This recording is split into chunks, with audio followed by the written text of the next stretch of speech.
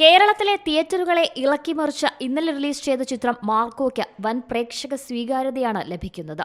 അതിഗംഭീര action രംഗങ്ങളിലൂടെ Unni Mukundan power സ്റ്റാറായി മാറുകയെന്നാണ് വിലയിരുത്തൽ. KGF-നെയും പുഷ്പയും ഒക്കെ തൂക്കി മാർക്കോ എന്നാണ് സോഷ്യൽ മീഡിയ സംസാരം. കൂടാതെ ചിത്രത്തിലെ ജഗദീഷിന്റെ പ്രകടനത്തെക്കുറിച്ചും വാനോളം പുകഴ്ത്തുകയാണ് പ്രേക്ഷകർ. എന്തായാലും കളക്ഷന്റെ കാര്യത്തിലും ഒട്ടും പിന്നിലല്ല മാർക്കോ എന്ന് തെളിയിക്കുകയാണ് ഫസ്റ്റ് ഡേ ഓപ്പണിംഗ് കളക്ഷൻ കണക്കുകൾ. ആദ്യ ദിനം തന്നെ കേരള ബോക്സ് ഓഫീസിൽ 4 കോടിയിലധികം വാരിക്കൂട്ടിയാണ് മാർക്കോയുടെ തുടക്കം. റേറ്റഡ് ചിത്രത്തിനുള്ള 8 വർഷത്തെ റെക്കോർഡ് തകർക്കും മാർക്കോ എന്നാണ് നിരീക്ഷണം. ഹനീഫ് അദേനി ചിത്രം ഓൾ ഇന്ത്യ ഓപ്പണിംഗിൽ 5 കോടിയോളം നേടിയെന്നും റിപ്പോർട്ടുകൾ സൂചിപ്പിക്കുന്നു.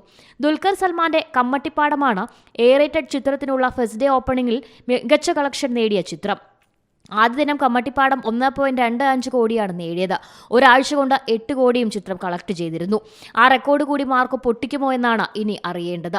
ഇന്ത്യൻ സിനിമയിലെ ഏറ്റവും വയലൻസ് എന്ന് വിശേഷിപ്പിക്കപ്പെടുന്ന അക്രമാസക്തമായ ആക്ഷൻ സിനിമ അതിന്റെ ആക്ഷൻ സ്വീക്വൻസുകളും സ്റ്റൈലിഷ് ഫിലിം മേക്കിങ്ങും പ്രശംസിച്ചുകൊണ്ടുള്ള പോസിറ്റീവ് അവലോകനങ്ങൾ സിനിമയ്ക്ക് ഗുണം ചെയ്യുന്നു. ഉണ്ണി മുകുന്ദനെ സംബന്ധിച്ചിടത്തോളം ഒരു നായികക്കല്ല് അടയാളപ്പെടുത്തും മാർക്കോ എന്നതിലും സംശയമില്ല. ക്രിസ്മസിന് മുന്നോടിയായി റിലീസ് ചെയ്ത അൾട്രാ ഹൈപ്ഡ് മലയാളം ചിത്രമാണ് മാർക്കോ. ബോളിവുഡ് പ്രേക്ഷകർക്കൊരു പുതിയ തരം അനുഭവം കൂടിയായിരുന്നു മാർക്കോ.